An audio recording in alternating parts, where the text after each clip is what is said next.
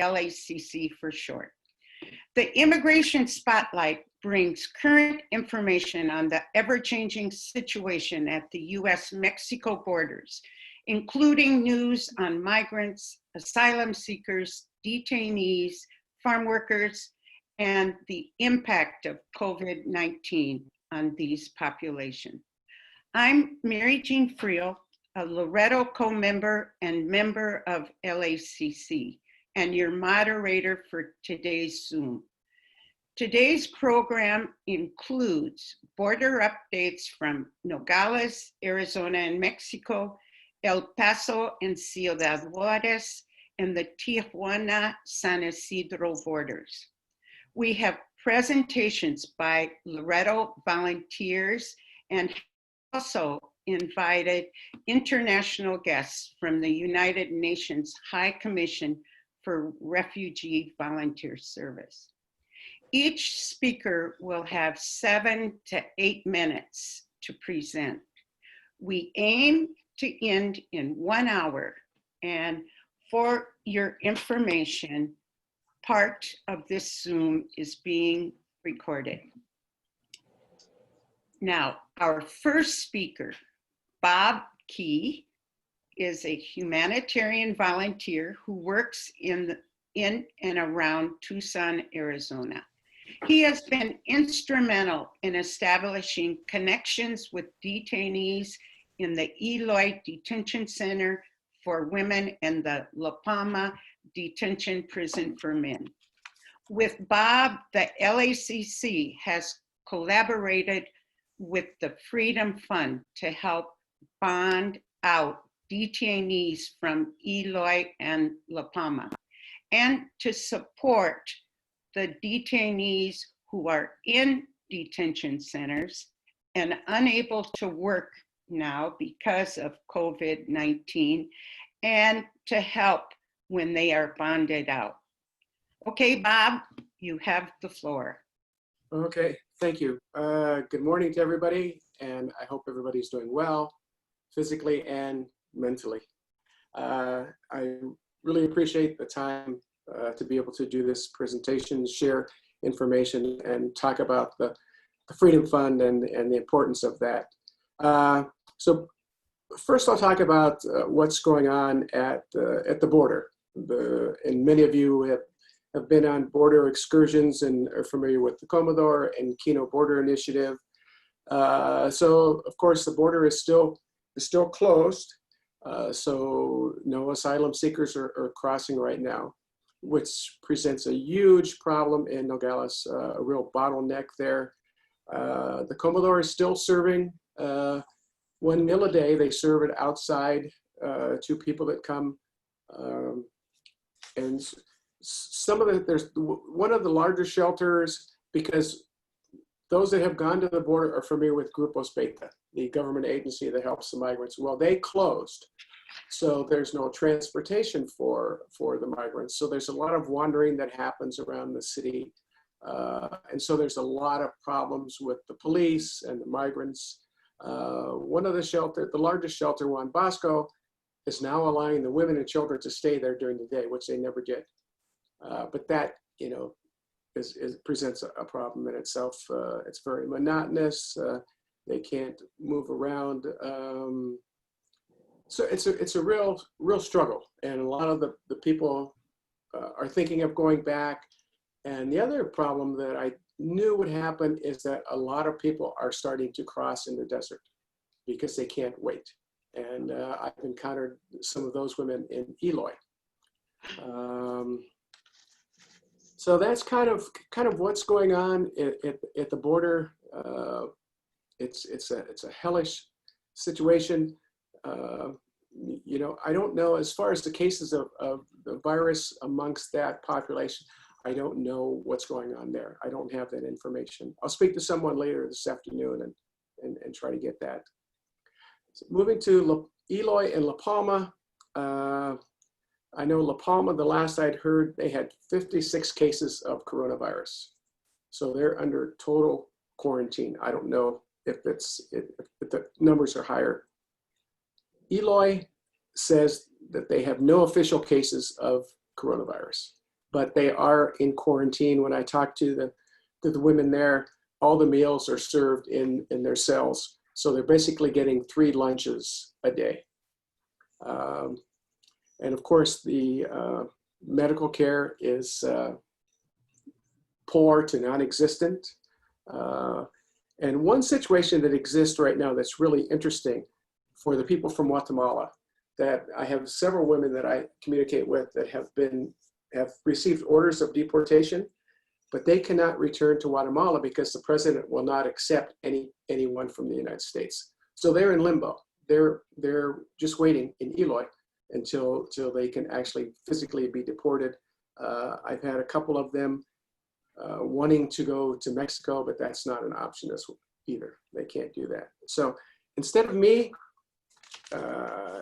talking about expressing what's going on, I want to share something from someone that's actually there, a woman that's there. This is her supplication letter that's been translated, and I'll just read briefly what she has to share and what's going on with her.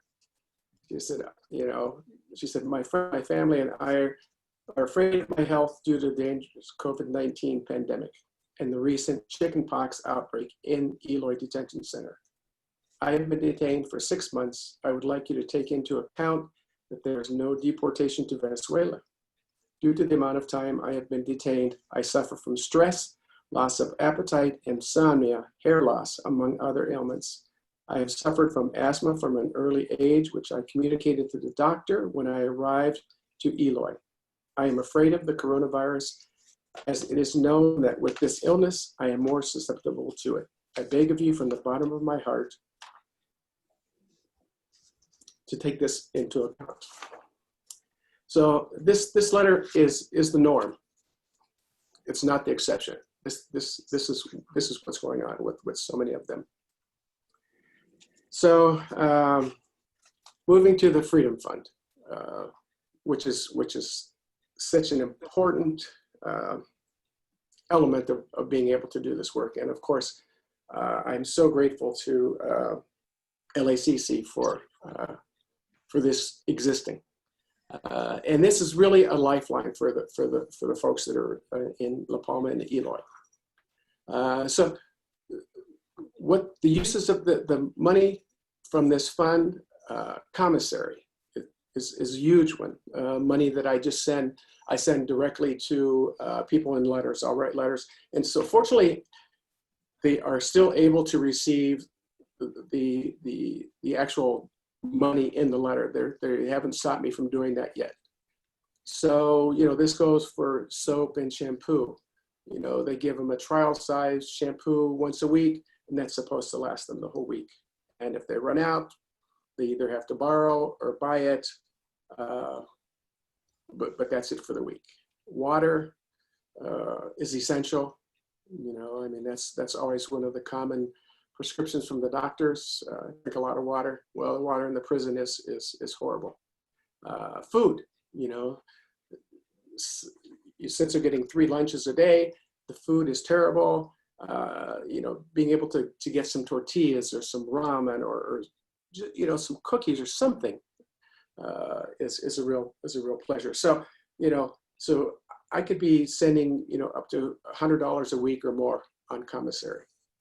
Phone calls, phone calls are a necessity for these people to emotionally, mentally, it's so important to have contact with their family, children. Probably spend $100 or more a week on phone calls. UPS, shipping out translated documents, in-country information for people to have for their court files, clothes when people are being deported. Western Union, I use that occasionally to put money into commissary funds. I try not to use it if I don't have to, because it costs me $5 a transaction.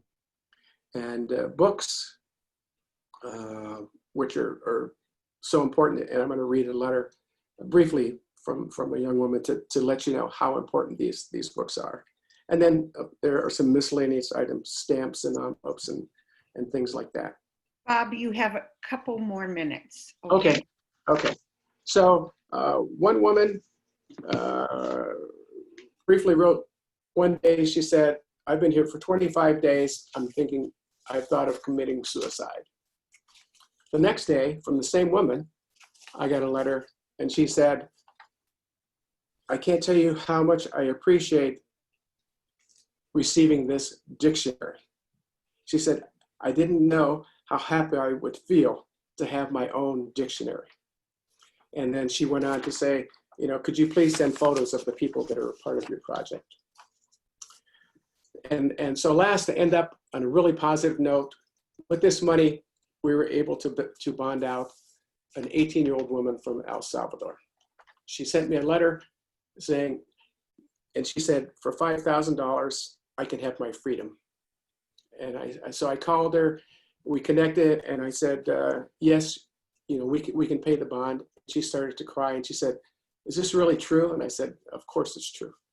So within two and a half weeks, we were able to bond her out. And that's why, you know, having this fund is so important. Having the fund and increasing the amount of money in here that's available for bond is extremely important to these people. So just, let's let you see who this young woman is.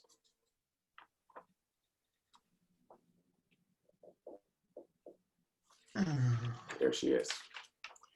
And I've messaged with her a couple times. She's in Texas with her sponsor, and she is so happy. So it was a great ending to that story. Thank you so Where much. in Texas? She's in Houston. Oh, too bad I'm in Dallas. Yeah. Thank you, Bob. Our next speaker is Ana Avandando, a Loretto volunteer who works as a paralegal at Las Americas Immigrant Advocacy Center in El Paso. Ana recently participated in an event we co-hosted called Building Bridges at the Border, Working for Justice, Acting for Peace. She will give an update on advocacy efforts in El Paso. Ana? So I hope everyone can hear me. Does the sound fine? I don't know. Yeah. Thumbs Okay. up. Okay. Good. So as you mentioned, when we last spoke, I talked about our efforts to get people released based on the ticking time bomb. That was the mix between COVID and detention.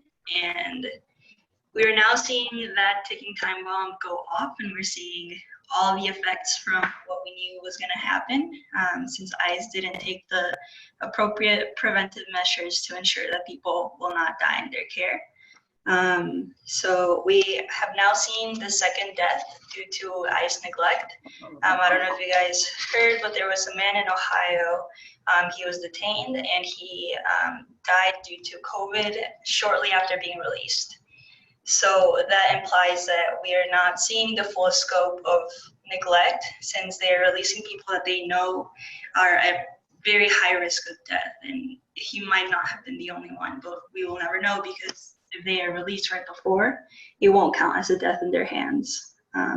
So we see that ICE is not taking measures that are preventive or for the well-being of the people in their care. They're taking measures to essentially wipe the blood off their hands.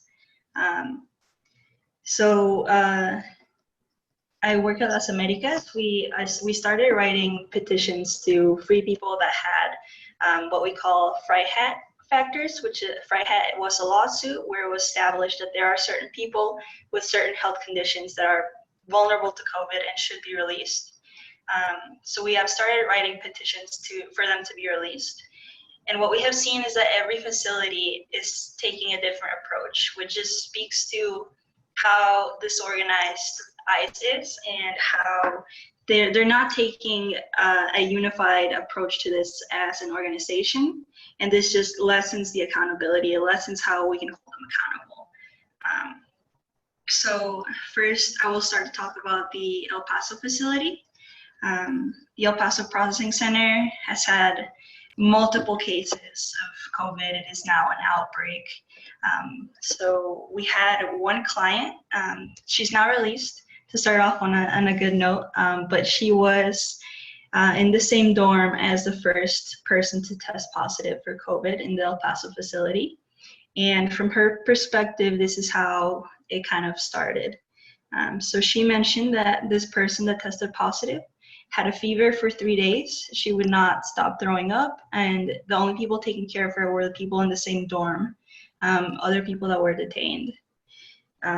Finally, she was taken into medical after 3 days of having a high fever, and she was never seen again, and she was the first case. But those 3 days where she had the high fever, our client was in contact with her. They were in the same prayer group, holding hands, praying in very close contact. So right after, our client described how most of the guards acted very essentially disgusted by those people. In her own words, they acted as if the detained population was the one responsible for the outbreak of COVID. They wouldn't get close to them, they wouldn't talk to them, they wouldn't explain what was going on, and they wouldn't explain any measures that were being taken to prevent their death. Shortly after this first case, they started to come in and take their temperature. Medical started to come in and they would ask them, are you feeling okay? Or do you feel like you have a fever? And only if they said that they felt like they had a fever would they take their temperature. If they said they felt okay, they would be released back into the same dorm with everyone else, knowing that they might be asymptomatic and be carrying this disease. So it has now spread into an outbreak. Our client was released shortly after. She also mentioned that they were only getting 2 small sandwiches a day.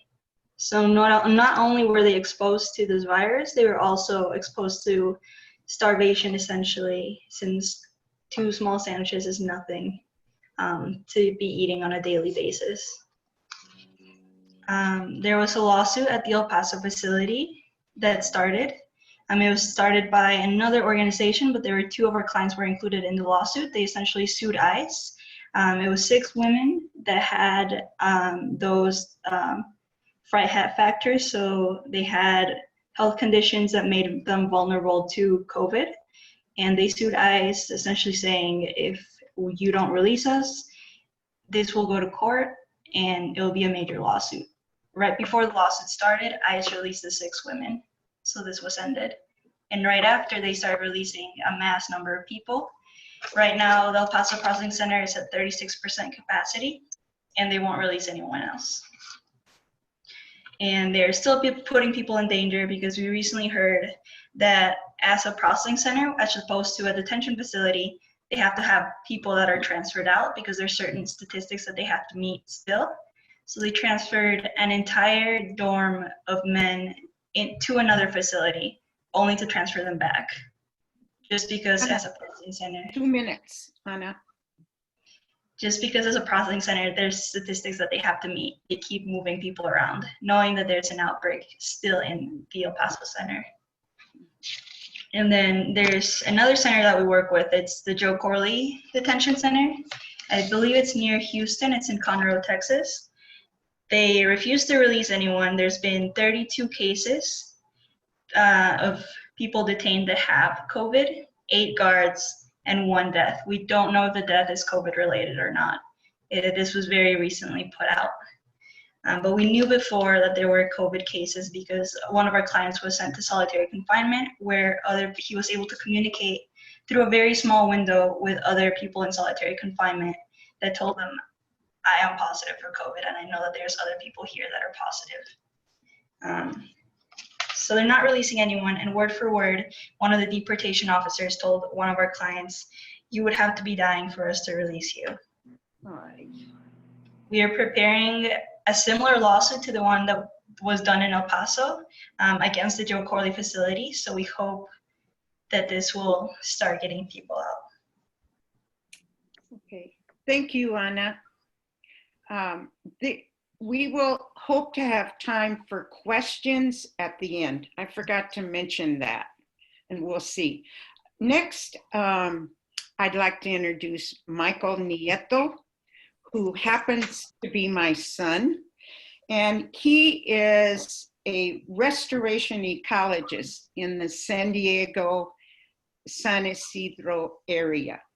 Michael has been around immigrant justice all his life, starting with the farm workers and then with immigrants in the barrios of Los Angeles and Long Beach. And most recent, and he also has been with Loretto in the closing of the School of the Americas and at the border. Recently, he has been involved with the volunteers from the UN. So in Tijuana. Michael, it's all yours. Sure.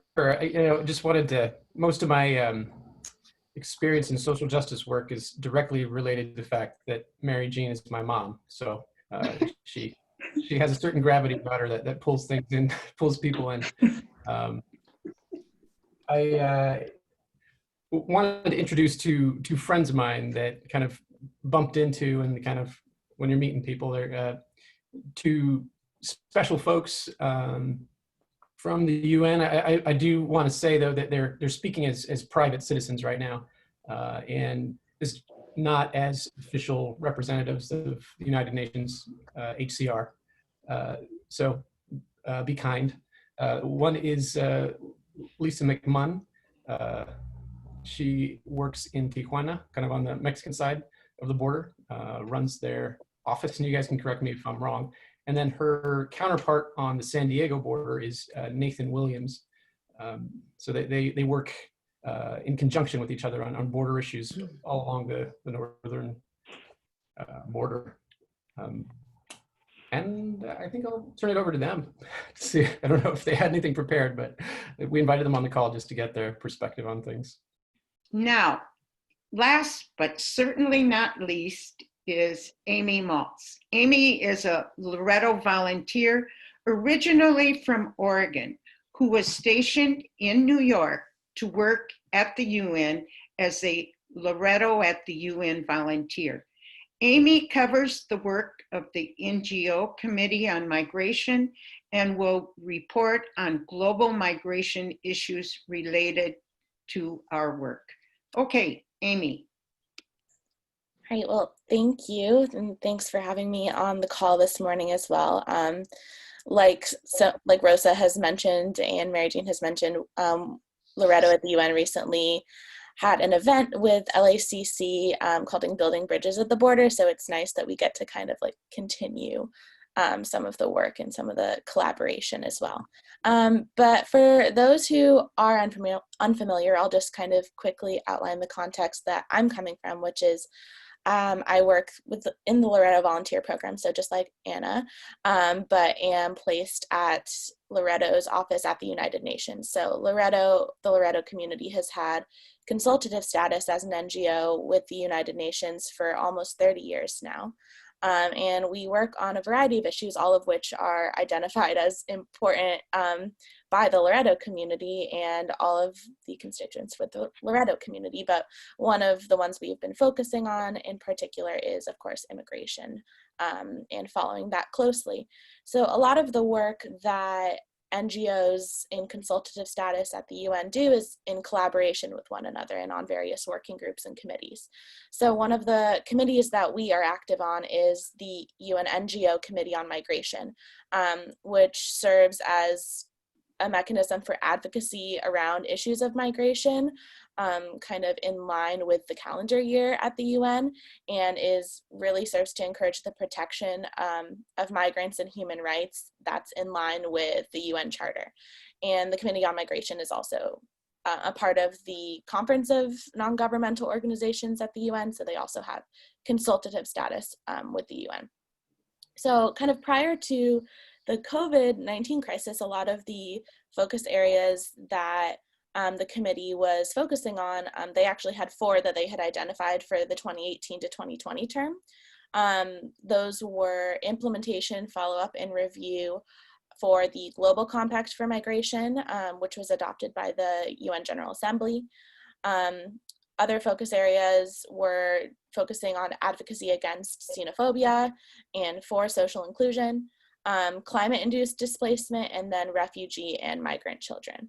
So our office, Loretto, at the UN was really, prior to COVID, working very closely with the climate-induced displacement subcommittee in trying to develop educational materials that are centered on narratives from migrants with lived experience with climate-induced migration and climate-induced displacement.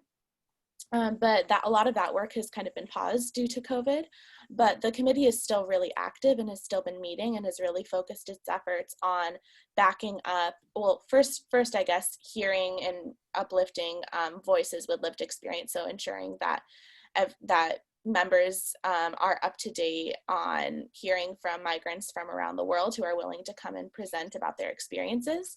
But then secondly, also really following closely and supporting some of the advocacy measures and statements and petitions that are being put out kind of in the NGO circle that kind of supports the needs of migrants, especially in the time of COVID. So I'll kind of just touch on a couple of those because I think they're also kind of action items as well that people on the call might be interested in. But the first is that the Committee on Migration has been closely following the New York Immigration Coalition, which is a really wonderful organization that advocates for the rights of immigrants in New York City, which is of course where UN headquarters are.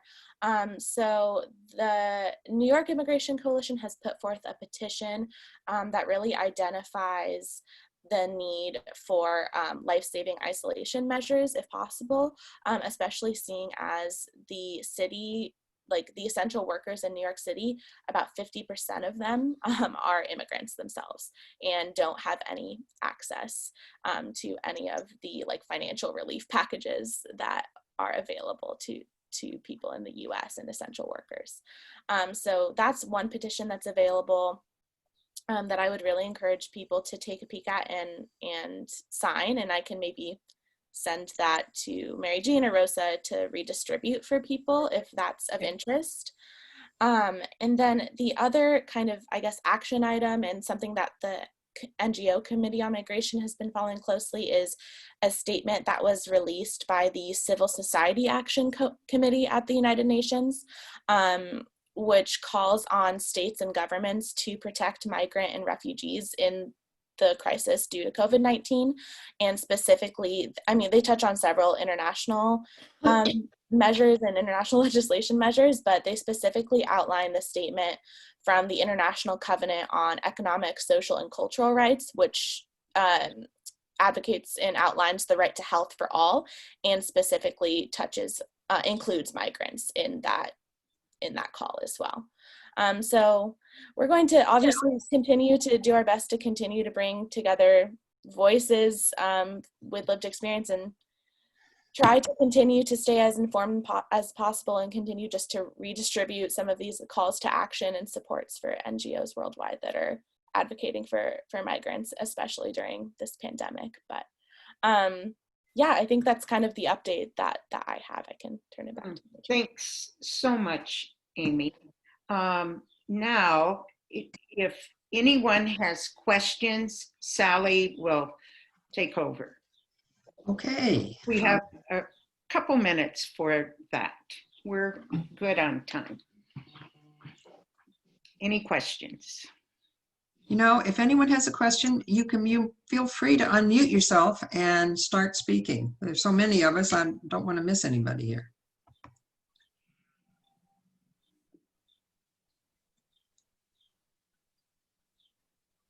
Okay, no questions? Anyone of the speakers, do you have a last minute something you would like to say? Anna, I think you got cut a little. You might have had more to say.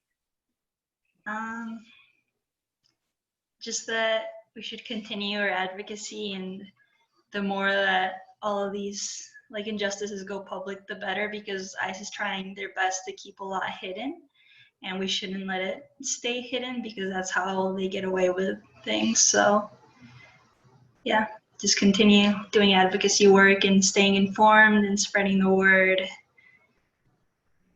Excellent. Bob, any last thoughts or? I think what Anna said is so important, is to really having people become aware of what's going on in these facilities. I know it was shocking for, I know when your group went to Eloy, for many that went to find out, to hear from the people what's going on in these facilities, and to hear from them directly. As you know, so I think, you know, continuing to get the word out is so important.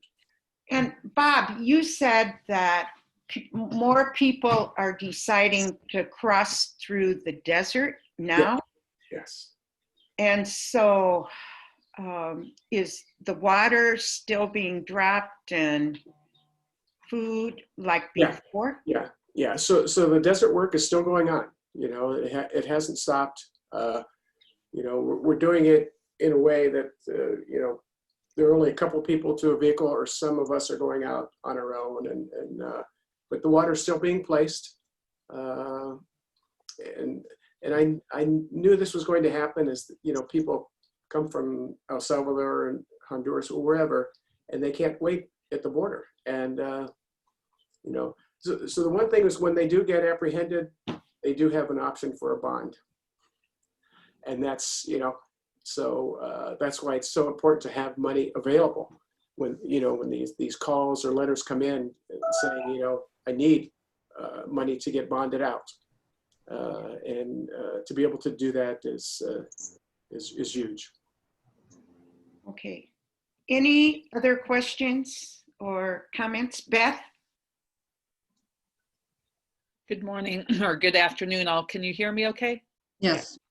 Thank you. My name's Beth Blissman. I'm the current United Nations representative at UN headquarters in New York. I have the pleasure of getting to work with Amy and trying hard, although it's a very difficult thing to do, to fill the shoes left by Sally, who had been in that position previously. And I just wanted to note, when we're following through on what Anna was asking for, to better publicize and tell the story about what is happening on the border, there are two different UN documents that we could be referring to. There's a compact on migration that Amy referred to that was brand new just a couple of years ago. That was the first time that compact had ever been created. It was passed, but there's a much older compact on refugees. And so in some ways, the complexity of the UN works against us, because these are two different documents. If I remember correctly, and please correct me if I'm wrong, y'all, the refugee work stems mostly out of Geneva, which is where most of the human rights efforts occur. And the Compact on Migration is based more at UN headquarters in New York. And I just recommend the Committee on Migration's website. Maybe we can include that, Amy, in whatever we send on, which kind of helps parse things out. And I don't know, Rosa or Sally, if you all know of any other places online where people could kind of learn the distinction between these two compacts and which ones we might want to draw upon when. But just wanted to make folks aware of those two documents. Thank you. Thanks, Beth. You know, Beth, to follow up on that, there's one other document I remember receiving out of Geneva from the Human Rights Commission called Human Rights at International Borders. I happened to get that just before I was going on my second border trip, and it's quite revealing. You know, the United States government is violating every page of that document, calling for human rights to be upheld at international borders. Yeah. And while I have the floor, I have a little tiny announcement I'd like to make. The organization that Anna is working at this year in El Paso, Las Americas, the executive director, Linda Rivas, has agreed to be the closing speaker at Loretto's assembly this summer in July. So tune in. Yay. Stay tuned. Stay tuned, yes. Okay, any other comments? Thank you all for tuning in today. And again, join the LACC on June 5th we are doing Immigration Spotlight every first and third Friday. So keep listening and join us then. Thanks, Mary Jane. Thank you all. Bye-bye. Thank you. Bye-bye. Thank you. Thank you. Rhonda. Thanks so much. Thank Bye. you.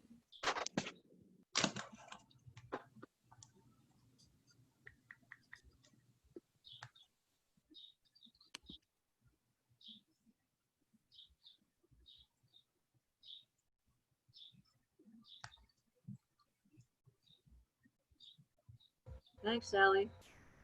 Bye, Marcella. Oh, Mary Jane, I thought maybe LACC folks would stay on, but I Yeah. see everybody's gone. Yeah, I think we need to talk about that money. Right, the message from Maureen, right? Yeah, Is that an email? I thought it was a text. a text. I'm looking for it here. Text.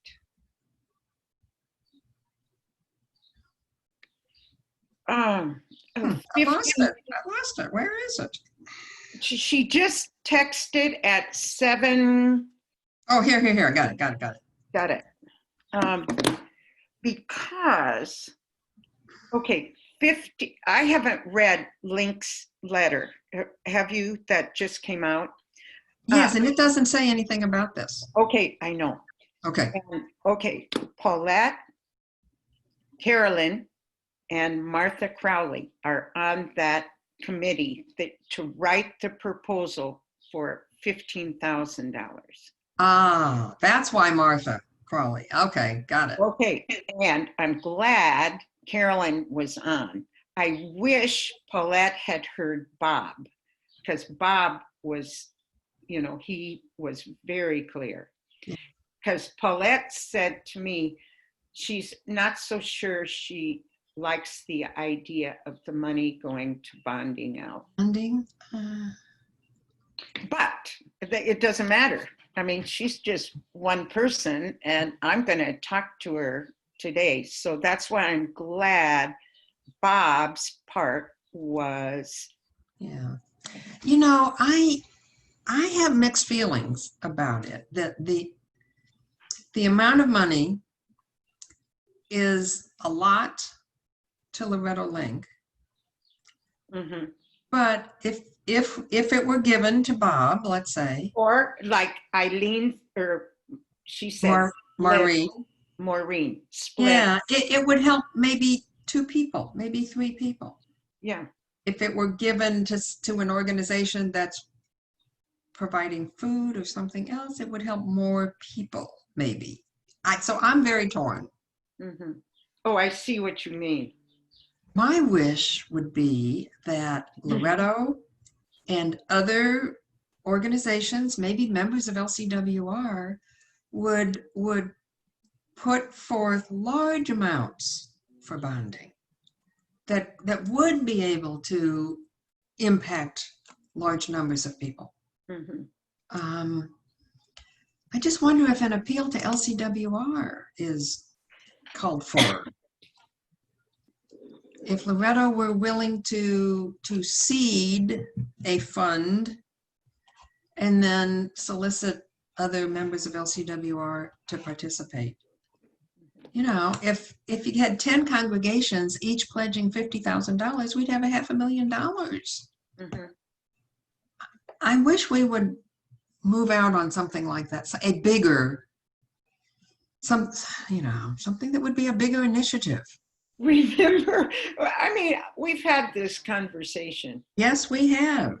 And Maureen's here. I can hear you on the Zoom call. Maureen, can you talk to us or no? You're muted, but can I unmute you? I unmuted you, I think, Maureen. Maureen? Yeah, can you hear me? Yes, we can. yes. It's just Okay. me and Mary Jean right now. Okay, yeah, I've been talking, but you guys haven't been able to hear me. So, I've been listening. Okay. Start over. No, that's okay. I just am glad that you got the text, and sorry I couldn't be upright to the Zoom. Are you lying down right now, literally? I am. I Oh my am. gosh. Oh. I'm sorry. But You've had more problems than a cat on a hot tin roof. You know? I don't know. I don't know what it is. Maybe you it's have- stress. Do you have vertigo as a recurring thing? I do. Oh, okay. My sister has a touch of that sometimes. Yeah. Uh-huh. Yeah. Huh. So anyway, another suggestion that Martha had was, and I'm glad that they spoke up. Bob spoke up about people are still crossing. Was no more deaths. She had Yes. mentioned. Yeah. So Yeah. that was just one of her suggestions. And maybe we could, I could get in touch with Carlota for people helping people too. I mean, I know, I'm thinking just how freaking hot the desert is now. That's why I wanted to go back to Bob, because I bet he's taking water every week. So, Yeah, I don't know what their need. I mean, I don't know why I'm not getting stuff from No More Deaths anymore. I should just go I'm on not and look for it. either, and I think it's because I bet Jim is not well. Oh. Oh, I bet. Because Jim is the one who was our contact all the time. uh-huh. And I've tried to call him and haven't gotten through. How about that woman? What is her name? Lois? Is that her name? Lois. Oh, yeah. Lois. Isn't she No More Deaths also? Yes. And she also, like the rest of us, she's 87 years old. God bless us. Why don't we know younger people? I know it. Yes, yes. Oh, shoot. Well, speaking of Well, you knowing had a younger lot of people, go ahead, Maury. you had a lot of nice young people on today. That was great. We did, didn't we? Uh-huh. I was Yeah. just going to say, how fortuitous, Mary Jane, that your son would meet these two people who work with UNHCR. Right there. Yeah. What does Michael do to support himself? He's a restoration ecologist and works for a company that's based in San Rafael. And he runs the San Diego, company down there. And he has 8 biologists under him. And does he do this work in his spare time? Yeah. Okay. He got involved because they needed people when they could drive loads of stuff across the border. Mm-hmm. Because what they can't get in Mexico are it seems funny, but the to-go boxes and all that kind of stuff to put food in, since they can't have sit-down shelters. Right. Okay. So anyway, and before COVID, I had met Nathan and Lisa in San Diego. Maureen, I keep muting and unmuting you because we're hearing feedback when we talk. So right now I have muted you. But you should feel free to unmute yourself if you need to talk. Okay, so what do we do here?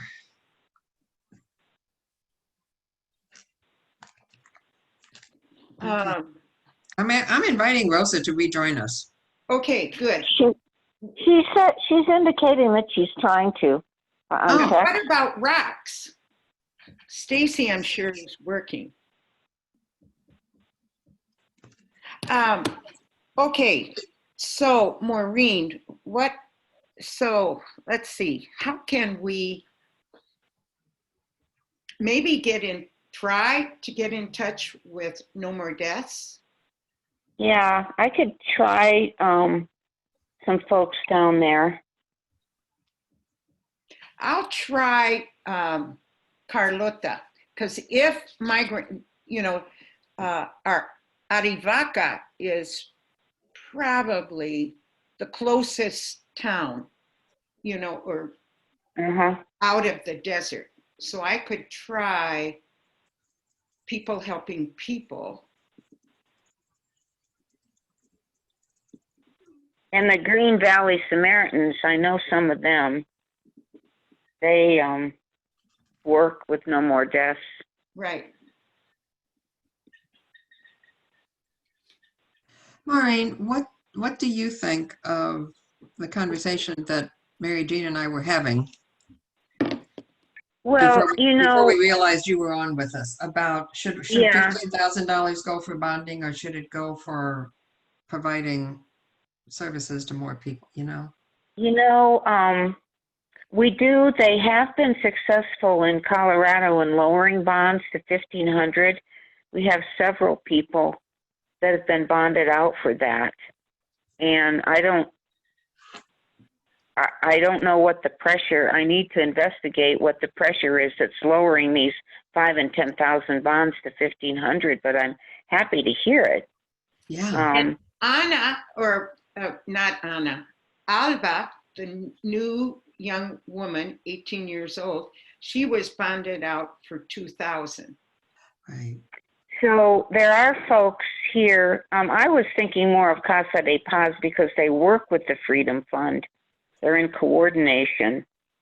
And rather than the Colorado Freedom Fund, mainly because we gave them, the Freedom Fund, a bunch of money and we didn't Casa de Paz. But they do coordinate with one another. I think that Bob is kind of a one-man show in Tucson, whereas these folks are sort of splitting, which Bob would be well to do to save his health, I think. But they kind of have diversified a little bit more here. Hi, Maureen. This is Rosa. I'm joining. Hi, Rosa. Hi. I'm sorry I can't see you, but it's lovely to talk to you.